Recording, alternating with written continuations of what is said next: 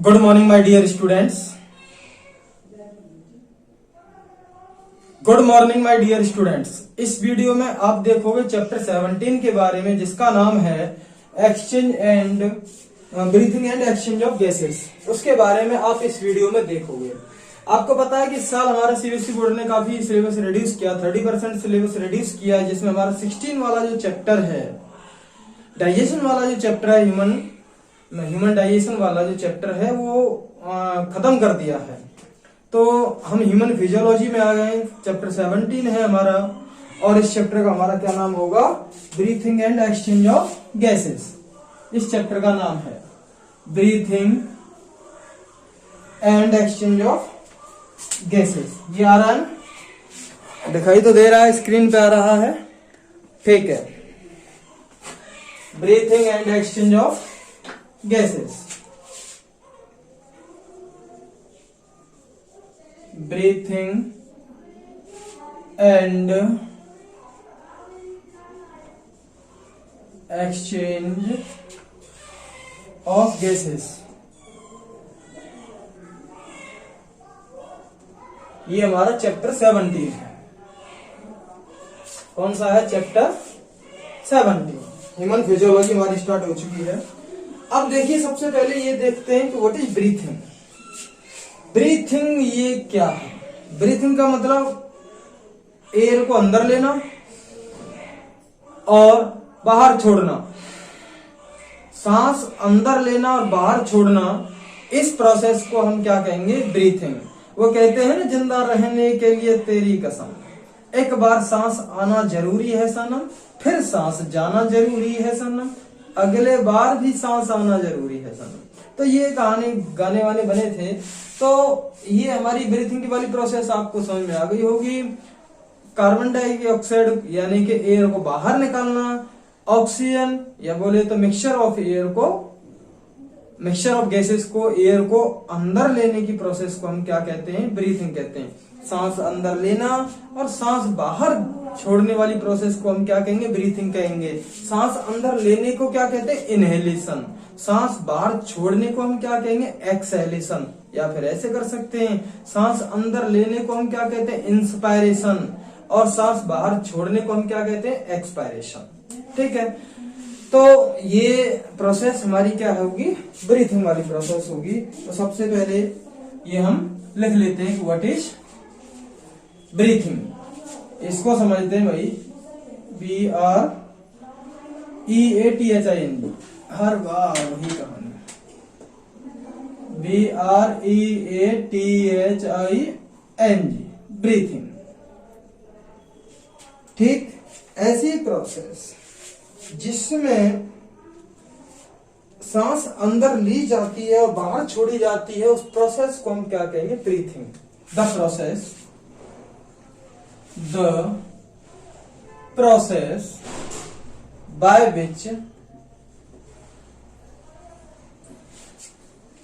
विच ऐसी प्रोसेस जिसके द्वारा ऑक्सीजन, यहां पर एयर करेंगे और स्पेशलाइज कौन सी होगी? O2। ठीक है, CO2 नहीं है, खाली O2 है ब्रैकेट में। Air take inside body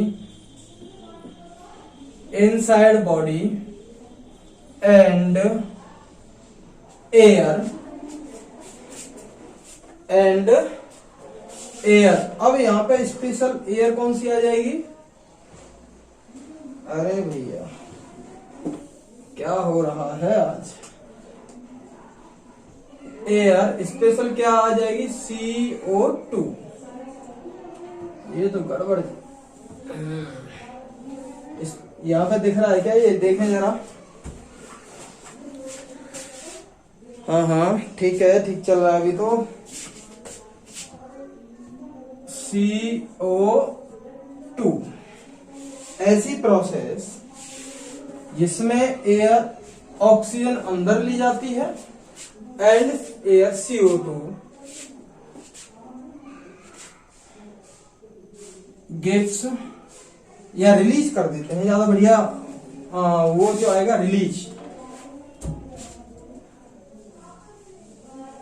released from body. ठीक है, ऐसी प्रोसेस जिसमें एयर अंदर ली जाती है, बॉडी के अंदर ली जाती है, और एयर यानी कार्बन डाइऑक्साइड की क्वांटिटी उस वक्त ज्यादा होगी और वो बॉडी से बाहर रिलीज कर दी जाती है। यानी सांस अंदर लेने को और बाहर छोड़ने वाली जो प्रोसेस है, इस प्रोसेस को हम क्या कहते हैं? ब्रीथिंग कहते हैं। बोले ब्रीथिंग का मतलब क्या था? सांस अंदर लेना और बाहर छोड़ना। इस प्रोसेस को हम क्या कहेंगे? ब्रीथिंग कहेंगे। अब बात आ जाती है रेस्पिरेशन के। एनसीईआरटी में क्लियर लिखा हुआ है कि ब्रीथिंग कॉमनली कॉल्ड रेस्पिरेशन। लेकिन क्या ये सच है? भाई अगर रेस्पिरेशन बोले तो एनएरोबिक रेस्पिरेशन में बात करेंगे, क्या ये ब्रीथिंग फिट बैठेगी? वहां तो एयर ऑक्सीजन का मतलब ही नहीं है, ऑक्सीजन और कार्बन डाइऑक्साइड का कुछ लोचा ही नहीं है। तो इसीलिए एनसीईआरटी वालों ने बड़े चतुराई से क्या डाल दिया, वहां पे एक वर्ड डाल दिया जिसका नाम है कॉमनली, सामान्यतः। सांस अंदर लेने और बाहर छोड़ने को हम क्या कहते हैं? श्वसन भी कहते हैं। सामान्यतः कॉमनली वर्ड डाल दिया, आपको कंफ्यूज कर दिया। क्यों? कॉमनली में ये है कि सामान्यतः, जनरली ऐसा होता है। लेकिन रेस्पिरेशन की जो डेफिनेशन है वो क्या है, वो देखते हैं।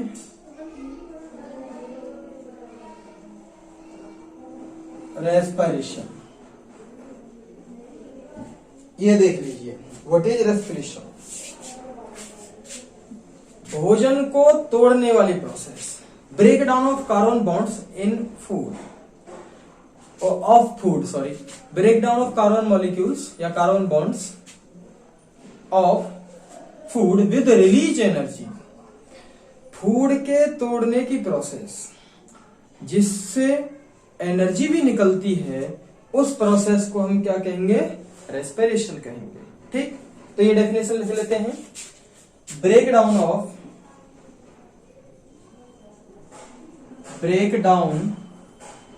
Of food molecules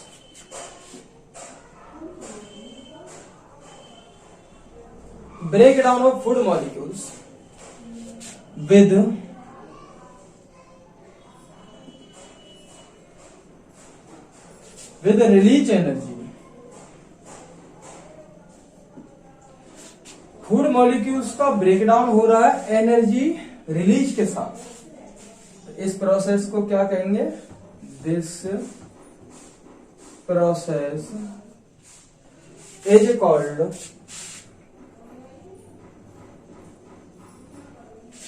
respiration.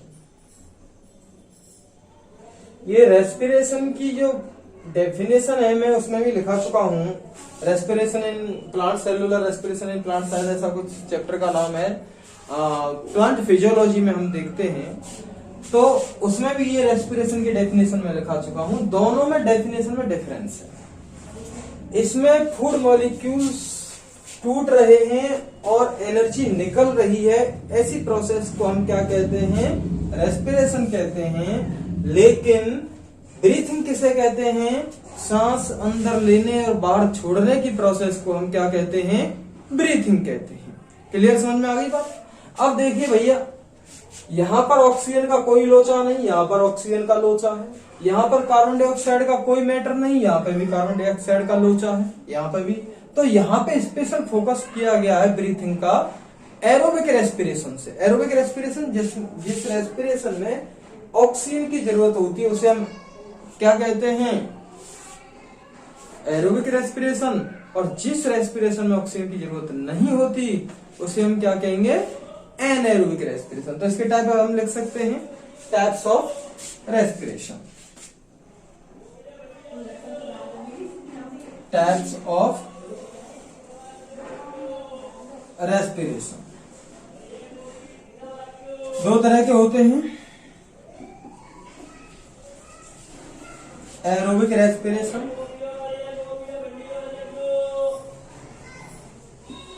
और anaerobic respiration.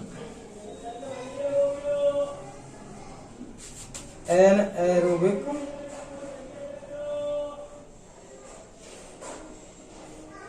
Respiration. Aerobic respiration का मतलब respiration takes place, respiration takes place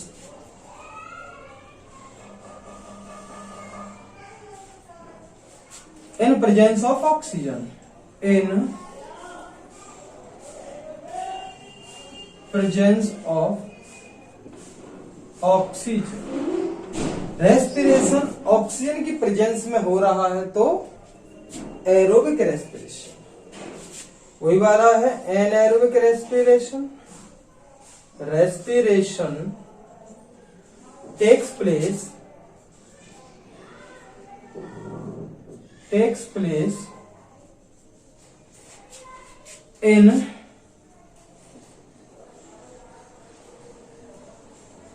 in absence of oxygen। Respiration oxygen की एब्सेंस में हो रहा है, यानी कि जिसमें ऑक्सीजन का कोई लोचा नहीं, तो उसको हम क्या कहेंगे, एनएरोबिक रेस्पिरेशन। ठीक है। और जिसमें ऑक्सीजन का लोचा है उसको हम क्या कहेंगे, एरोबिक रेस्पिरेशन। बोलो समझ में आया कि नहीं? ये तो चीजें मैं पहले ही बता चुका हूं, लेकिन कुछ हमारे ऐसे प्रतिभा संपन्न स्टूडेंट होते हैं जो पुरानी वीडियो को देखते नहीं हैं, तो ऐसे प्रतिभा संपन्न स्टूडेंट्स के लिए कभी कभी नॉर्मल चीजें भी बतानी पड़ती हैं। वैसे आपको समझ में आ गया होगा। तो ये हमारी कहानी थी अब तक ब्रीथिंग की और रेस्पिरेशन की। अब बात आ जाती है रेस्पिरेटरी ऑर्गन्स। रेस्पिरेशन को करने में कौन कौन से ऑर्गन्स भागीदार होते हैं, तो देखिए एक बार इसको हम थोड़ा सा ओवरव्यू ले लेते हैं। ब्रीथिंग, सांस अंदर लेने को बाहर छोड़ने को हम क्या कहेंगे, ब्रीथिंग कहेंगे। रेस्पिरेशन, फूड मॉलिक्यूल्स टूट रहे हैं और एनर्जी निकल रही है, तो उस प्रोसेस को हम क्या कहते हैं, रेस्पिरेशन कहते हैं। दो तरह का रेस्पिरेशन होता है, एक ऑक्सीजन की प्रेजेंस में हो रहा है तो एरोबिक रेस्पिरेशन, ऑक्सीजन की एब्सेंस में हो रहा है तो एनएरोबिक रेस्पिरेशन। ठीक है, ये हमारी अभी तक बात हो गई है और आप उम्मीद है कि आपको ये समझ में आ गई होगी। अब देखिए कि ये जो है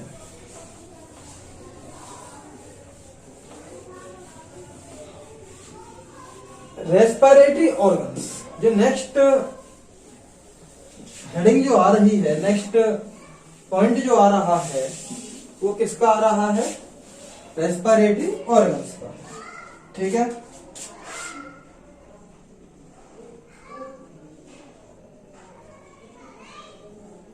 रेस्पिरेटरी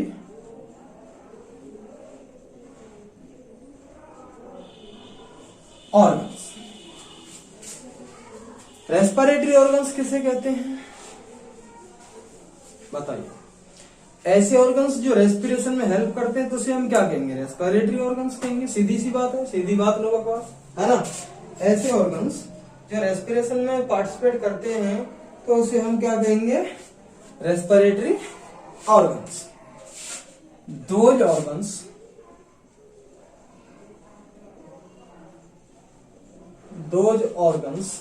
which participate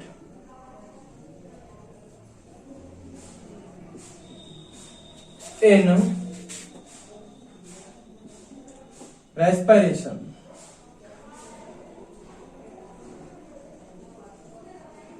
ऐसे ऑर्गन्स जो रेस्पिरेशन में भाग लेते हैं, रेस्पिरेशन में रोल प्ले कर रहे हैं, जिनके बिना रेस्पिरेशन संभव नहीं है, ऐसे ऑर्गन्स को हम क्या कहते हैं, रेस्पिरेटरी ऑर्गन्स कहते हैं। ठीक है भाई। अब बात आ जाती है कि कुछ जो हमारे एनिमल्स हैं, उन एनिमल्स में जैसे हमारा कौन सा है, लोअर एनिमल्स हैं, जिनमें रेस्पिरेशन किसके द्वारा हो रहा है, डिफ्यूजन के द्वारा। तो कौन कौन सी प्रोसेस के द्वारा रेस्पिरेशन हो रहा है, तो उसे हम कहते हैं रेस्पिरेशन। ये हमारी आगे वाली हेडिंग डाल दीजिए, respiration bye occurs by diffusion. Diffusion process के द्वारा रेस्पिरेशन हो रहा है तो उसे हम क्या कहेंगे, रेस्पिरेशन अकर्स बाय डिफ्यूजन। कुछ जो एनिमल्स हैं उनमें रेस्पिरेशन किसके द्वारा होता है, डिफ्यूजन के द्वारा होता है। जैसे ये जो छोटे छोटे एनिमल्स हैं खासकर उनमें होता है, जैसे कोई ये एनिमल है, ठीक है, मैंने ये बता दिया। और बहुत तो यहां पर क्या है, बाहर ये पानी में पाया जा रहा है, तो बाहर ये पानी में भी भाई डिजोल्व ऑक्सीजन होती है, water oxygen also present in water, पानी में ऑक्सीजन प्रेजेंट होती है, ठीक है। अब ये ऑक्सीजन O2 यहां से अंदर जाएगी और वो फिर किसमें कन्वर्ट हो जाएगी, CO2 में, CO2 बाहर आ जाएगी। तो ये सिंपल प्रोसेस जिसमें ऑक्सीजन उस ऑर्गेनिज्म में डिफ्यूज हो जाती है और कार्बन डाइऑक्साइड बाहर निकल जाती है, तो उस प्रोसेस को हम क्या कहेंगे कि रेस्पिरेशन डिफ्यूजन के द्वारा होता है। डिफ्यूजन किसे कहते हैं ये तो मैंने आपको बता चुका हूं पहले।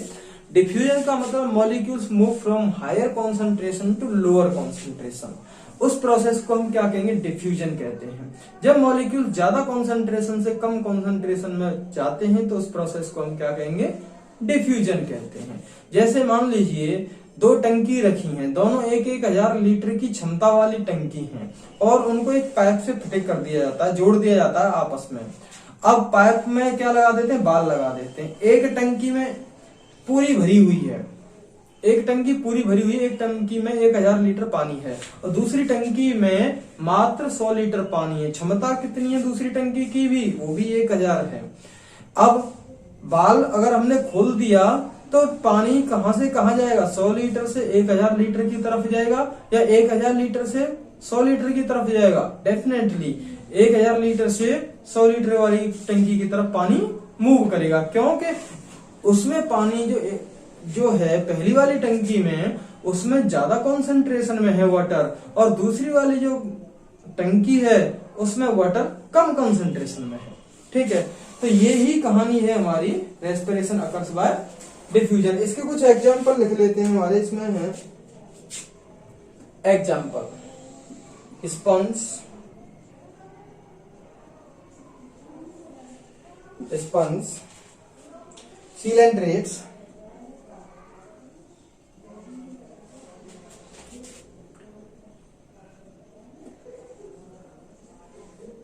सीलेंट्रेट्स, फ्लैटवर्म्स,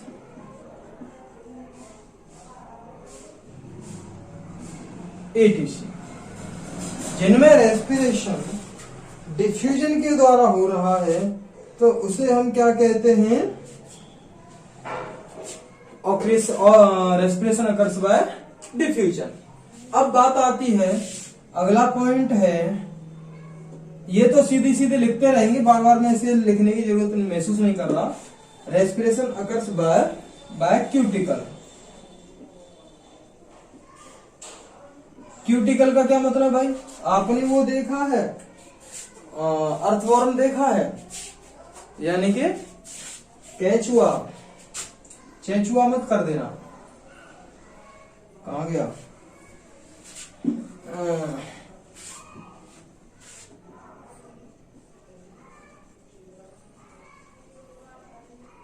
अर्थवर्म एग्जाम्पल है इसका, ठीक। ये केचुआ जो है अपनी स्किन पे, इसकी स्किन के चारों तरफ जो स्पेशल लेयर पाई जाती है इसको हम कहते हैं क्यूटिकल, और वो मॉइस्ट होती है, यानी कि जो है मॉइस्ट का मतलब थोड़ी सी कह सकते हैं वाटरी सरफेस होता है। तो ये जो है वो क्या करेगा, बाहर वाले एटमॉस्फेयर से ऑक्सीजन डिजोल्व हो जाती है उसमें और कार्बन डाइऑक्साइड निकल जाती है। तो रेस्पिरेशन किसके द्वारा हो रहा है, क्यूटिकल के द्वारा भी ये हो रहा है। अब हमारी जो नेक्स्ट पॉइंट जो है वो क्या है कि respiration occurs by trachea, bye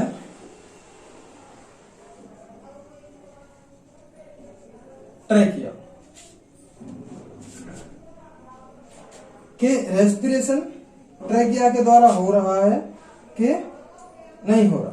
अब देखिए इसका एग्जाम्पल हमारा क्या होगा, बहुत ज्यादा कुछ इंसेक्ट्स पाए जाते हैं, जैसे हमारा कॉकरोच है, उसको भी सम इंसेक्ट्स।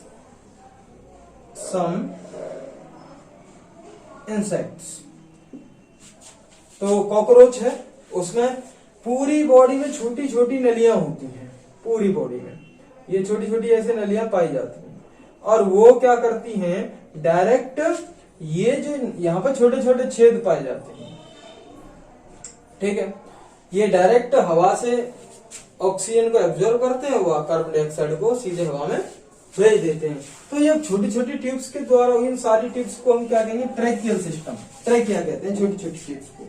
अब बात आ जाती है नेक्स्ट वाली कि रेस्पिरेशन किससे हो रहा है, gills. Respiration bye gills. Gills example आपने देखा होगा फिशेस, जो पानी में पाए जाते हैं, उनमें ज्यादातर जो रेस्पिरेशन होता है वो गिल्स से होता है। छोटे छोटे थैले नुमा स्ट्रक्चर होता है जिनको हम गिल्स कहते हैं, और ये एक्वेटिक यानी कि जल में पाए जाने वाले जीवों में स्पेशली पाई जाती है गिल्स, ठीक है। अब दूसरी अगला वाला जो पॉइंट आ रहा है वो है by lungs, respiration by lungs. Respiration किस एग्जाम्पल हमारा टेरेस्ट्रियल, जैसे ह्यूमन है, हमारे अंदर क्या है, लंग्स है, तो रेस्पिरेशन किसके द्वारा हो रहा है, लंग्स के द्वारा भी होता है। तो ये आपकी बात थी हमारी, ठीक है। आपको यहाँ पर मैं एक बात और बता दूं कि जैसे केंचुआ है, उसमें रेस्पिरेशन लंग्स के द्वारा भी हो जाता है, और रेस्पिरेशन उसमें मॉइस्ट स्किन के द्वारा भी होता है। रेस्पिरेटरी ऑर्गन यानी कि स्किन के द्वारा भी एब्जॉर्ब कर लेता है ऑक्सीजन को और कार्बन डाइऑक्साइड को रिलीज कर देता है, ठीक है।